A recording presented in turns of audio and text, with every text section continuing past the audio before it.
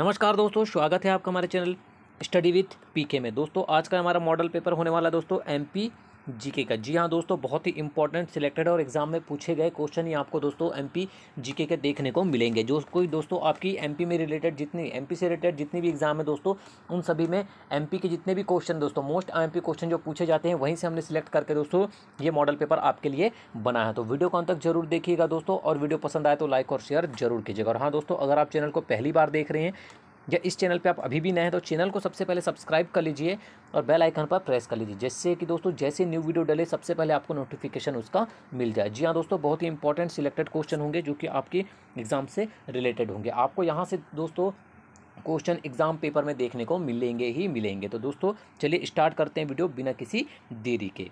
तो दोस्तों देखते हैं आज का पहला प्रश्न क्या है। पहला प्रश्न है आपका, निम्नलिखित में से किसे मध्य प्रदेश के ऊर्जा राजधानी के रूप में जाना जाता है। ठीक है ना, आपको बताना है दोस्तों कि मध्य प्रदेश की ऊर्जा राजधानी के रूप में किस शहर या किस नगर को जाना जाता है।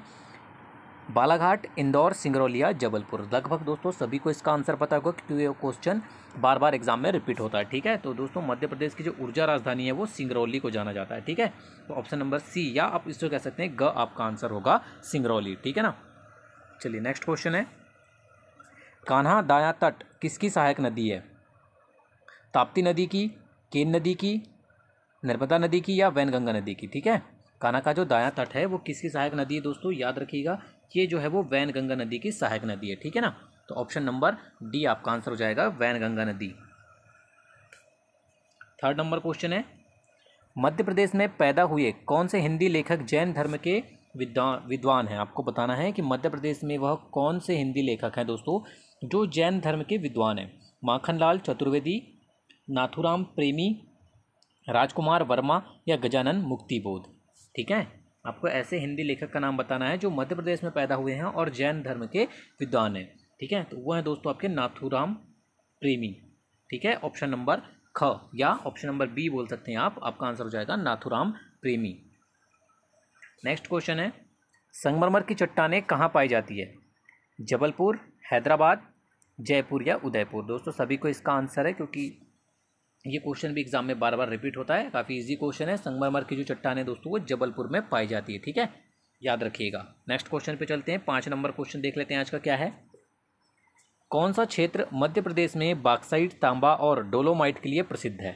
ठीक है, अब आपको बताना है दोस्तों कि मध्य प्रदेश का वह कौन सा क्षेत्र है जो बॉक्साइट, तांबा और डोलोमाइट के लिए प्रसिद्ध है। आपके ऑप्शन है बालाघाट, जवाद, भरोगन या सतना। ठीक है, तो ये है दोस्तों आपका बालाघाट क्षेत्र। ठीक है, मध्य प्रदेश का जो बालाघाट क्षेत्र है वो बॉक्साइट, तांबा और डोलोमाइट के लिए प्रसिद्ध है। ठीक है ना, याद रखिएगा। 6 नंबर क्वेश्चन है, महानदी नदी का प्रमुख भाग किस राज्य में है। आपको बताना है कि जो महानदी नदी है उसका जो प्रमुख भाग है वो किस राज्य में है। उड़ीसा, मध्य प्रदेश, छत्तीसगढ़ या झारखंड। ठीक है दोस्तों, महानदी का जो प्रमुख भाग है या ये कह सकते हैं कि महानदी का जो अत्यधिक भाग है वो कहाँ पर है, छत्तीसगढ़ में स्थित है। ठीक है, तो ऑप्शन नंबर सी आपका आंसर हो जाएगा छत्तीसगढ़। 7 नंबर क्वेश्चन है, सिंगरौली जिले को कब बनाया गया था। आपको बताना दोस्तों कि जिसे मध्य प्रदेश की ऊर्जा राजधानी कहा जाता है सिंगरौली को, उस जिले को कब बनाया गया था। 21 नवंबर 2013, 12 दिसंबर 2009, 24 मई 2008 या 21 मार्च 2007। तो दोस्तों सिंगरौली जिला जो बनाया गया था जो कि मध्य प्रदेश की ऊर्जा राजधानी भी है, इसे 24 मई 2008 में बनाया गया था। ठीक है, याद रखिएगा 24 मई 2008 आपका आंसर हो जाएगा ऑप्शन नंबर सी। ठीक है, चलिए आगे बढ़ते हैं, 8 नंबर क्वेश्चन देखते हैं। मध्य प्रदेश की राजधानी निम्न में से कौन सी है।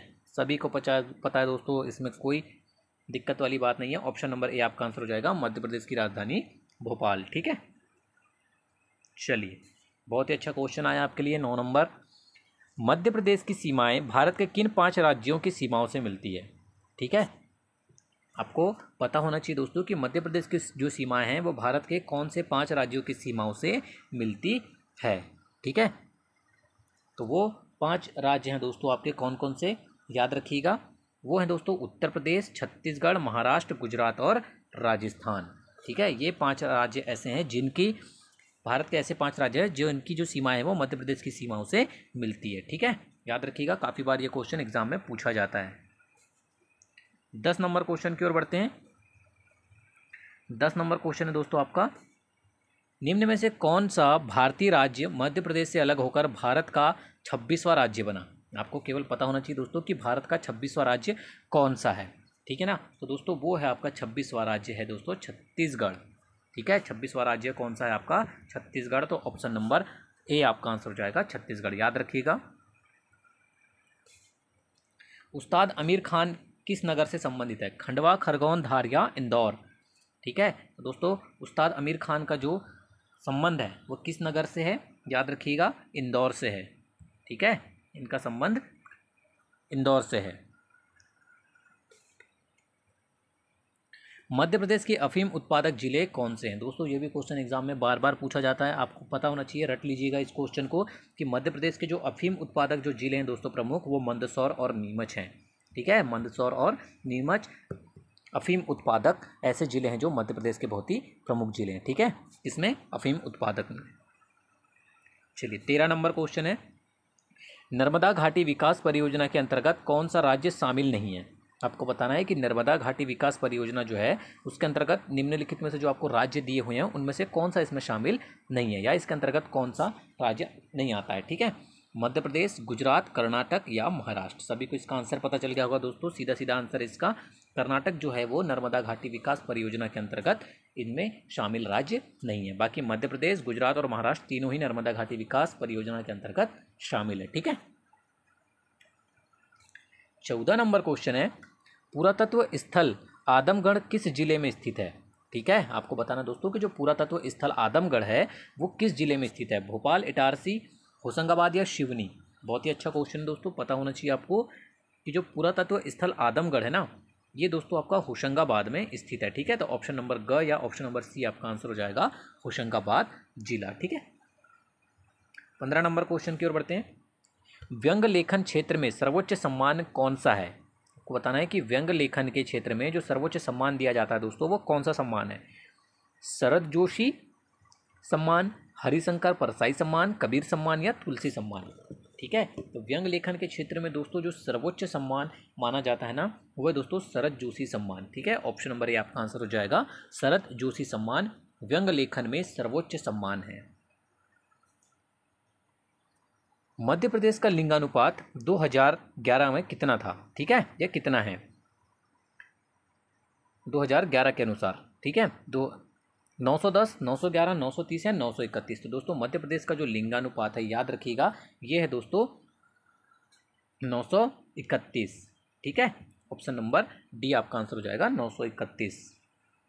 चलिए आगे बढ़ते हैं, नेक्स्ट क्वेश्चन देखते हैं क्या है। 17 नंबर क्वेश्चन, निम्नलिखित में से कौन सा राज्य मध्य प्रदेश के पुनर्गठन के समय शामिल नहीं था, ठीक है। आपको बताना है कि पुनर्गठन के समय कौन सा राज्य शामिल नहीं था। Madhya Pradesh part A state, part B state, part C या पार्ट डी। तो दोस्तों मध्य प्रदेश के पुनर्गठन के समय जो राज्य शामिल नहीं था दोस्तों बहुत ही अच्छा क्वेश्चन है, वो है मध्य प्रदेश पार्ट डी स्टेट, ठीक है।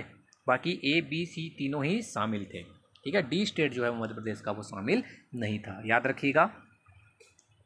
सोन नदी की लंबाई कितनी है, आपको बताना दोस्तों कि सोन नदी की लंबाई कितनी है। बहुत ही अच्छा क्वेश्चन है, आपको कभी कभी ऐसे भी क्वेश्चन एग्जाम में देखने को मिलते हैं।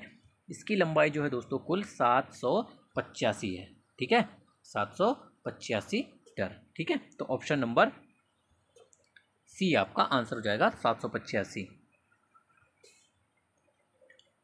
पीताम्बरा शक्तिपीठ किस जिले में स्थित है, पीताम्बरा शक्तिपीठ किस जिले में स्थित है, ग्वालियर, गुना, सतना या दतिया। तो दोस्तों पीताम्बरा शक्तिपीठ जिस जिले में स्थित है उस जिले का नाम है दतिया, ठीक है। दतिया जिले में स्थित है आपकी पीताम्बरा शक्तिपीठ। मध्य प्रदेश के क्षेत्रफल है, आपको बताना दोस्तों कि मध्य प्रदेश का क्षेत्रफल कितना है, ठीक है। 4.43 लाख, 3.08 लाख, 4.08 लाख या 3.43 लाख, ठीक है। मध्य प्रदेश का जो क्षेत्रफल दोस्तों आपको बताना है 3.08 लाख वर्ग किलोमीटर है आपका मध्य प्रदेश का कुल क्षेत्रफल। चलिए 21 नंबर क्वेश्चन देख लेते हैं, तात्या टोपे स्टेडियम किस नगर में स्थित है, ठीक है ना। आपको स्टेडियम से रिलेटेड भी दोस्तों क्वेश्चन एग्जाम में जरूर देखने को मिलते हैं, इस ऐसे क्वेश्चन आपको बिल्कुल मिस नहीं करना है। तात्या टोपे स्टेडियम रट के जाइएगा दोस्तों, कहाँ पर स्थित है आपका भोपाल में, ठीक है। तात्या टोपे स्टेडियम आपका भोपाल में स्थित है। मध्य प्रदेश की दशकीय वृद्धि दर 2001 से 2011 में बताना है आपको कितनी रही है।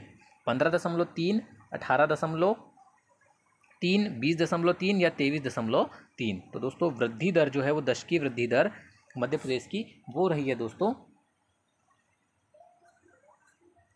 20.3। ठीक है, वृद्धि दर रही है आपकी 20.3। रामगढ़ की किस रानी ने अंग्रेजों के विरुद्ध युद्ध किया था। बहुत ही अच्छा क्वेश्चन है दोस्तों। आपको बताना है कि रामगढ़ की वह रानी का नाम जिन्होंने अंग्रेजों के विरुद्ध युद्ध किया था।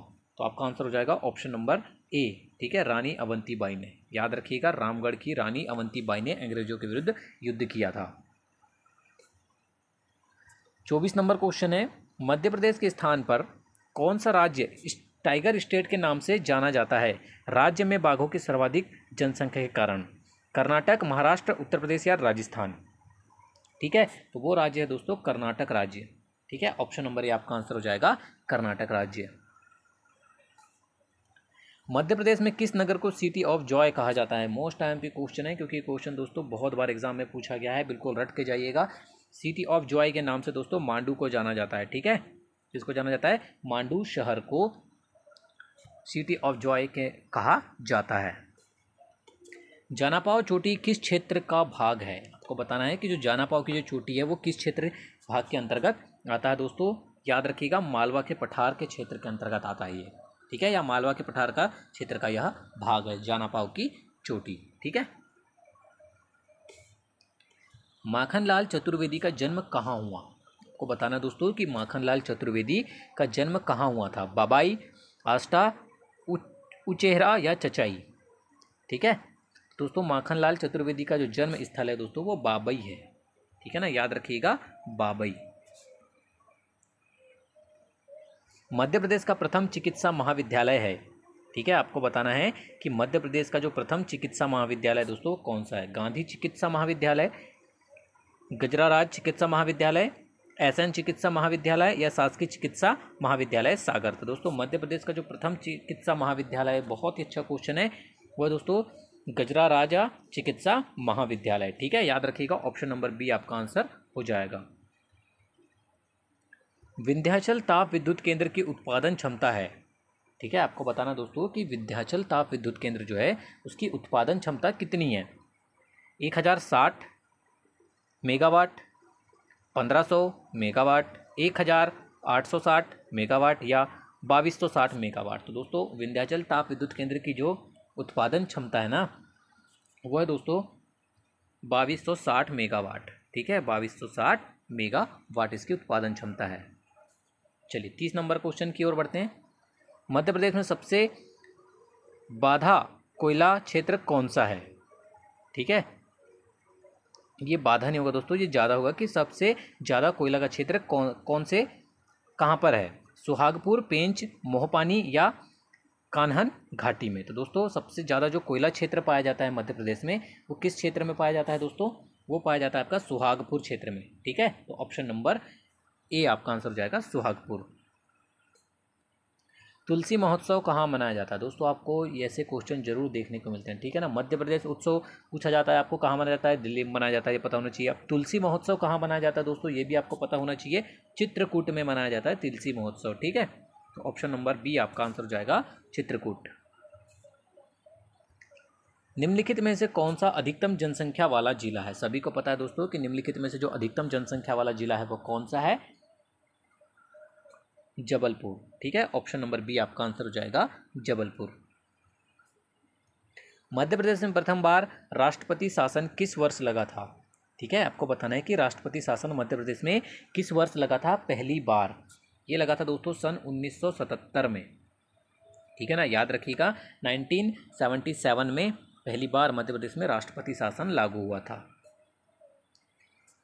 34 नंबर क्वेश्चन की ओर बढ़ते हैं। इनमें से न्यूनतम जनसंख्या वाला जिला है श्योपुर, हरदा, उमरिया या डिंडोरी। दोस्तों सभी को इसका आंसर पता है दोस्तों, हरदा जो है वो न्यूनतम जनसंख्या वाला जिला है आपका। ठीक है, मध्य प्रदेश का। तो ऑप्शन नंबर बी आपका या ऑप्शन नंबर ख आपका आंसर हो जाएगा। ठीक है, हरदा। आगे बढ़ते हैं दोस्तों, 35 नंबर क्वेश्चन की ओर बढ़ते हैं, देखते हैं क्या है।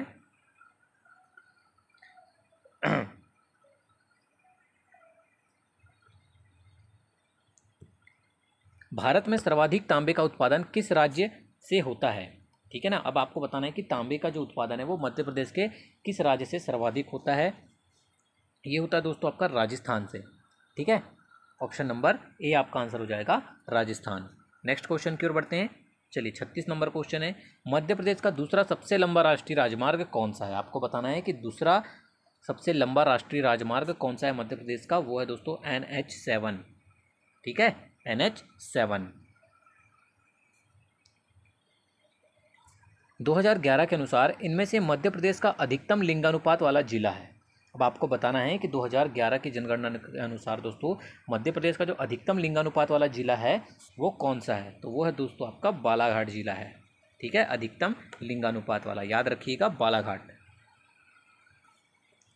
जिला बनने से पहले भोपाल किस जिले का तहसील था? रायसेन, सीहोर, विदिशा या मंदसौर?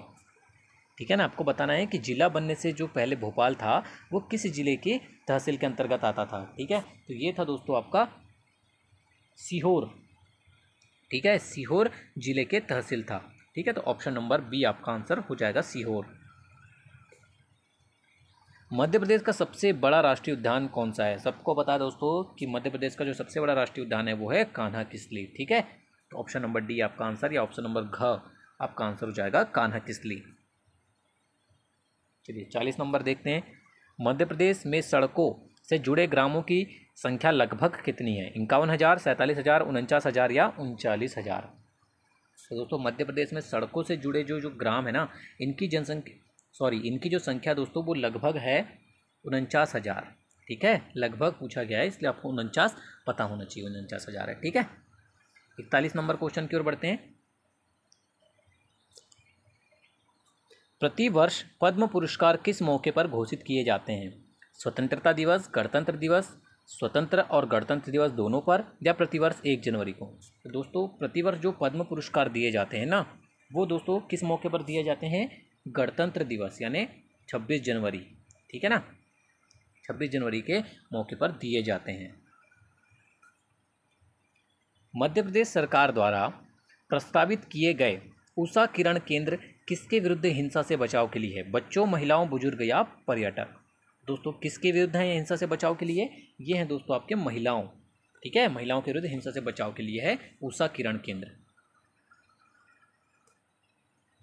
नासा द्वारा लॉन्च किए गए पहले स्पेस स्टेशन का नाम?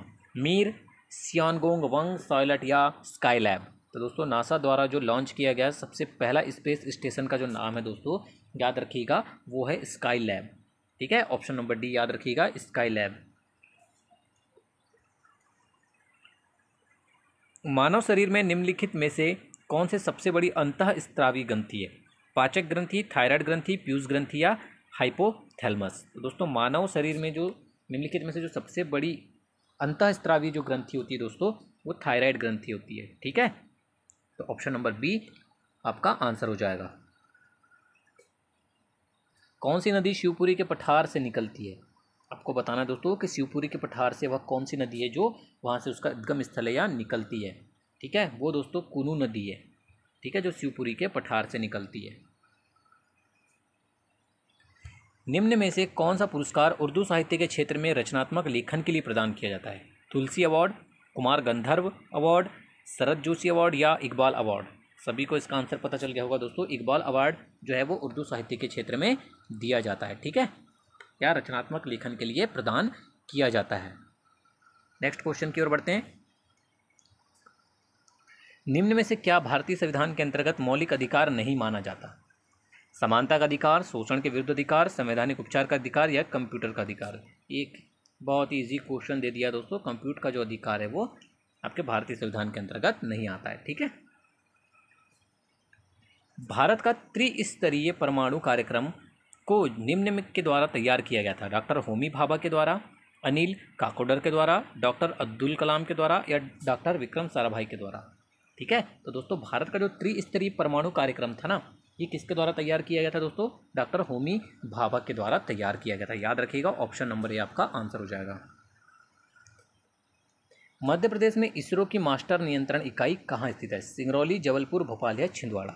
ठीक है, आपको बताना है कि मध्य प्रदेश में इसरो की जो मास्टर नियंत्रण इकाई है यह स्थित कहाँ पर है, आपको पता होना चाहिए दोस्तों। ये स्थित है आपकी भोपाल में। ठीक है, मध्य प्रदेश की राजधानी भोपाल में स्थित है। चलिए 50 नंबर क्वेश्चन देख लेते हैं आज का। भारतीय मौसम का सबसे प्रभावशाली कारक है सिंधु नदी और सिंधु घाटी, हिमालय और थार मरुस्थल, अंडमान व निकोबार द्वीप या भारत में नदियों का नेटवर्क।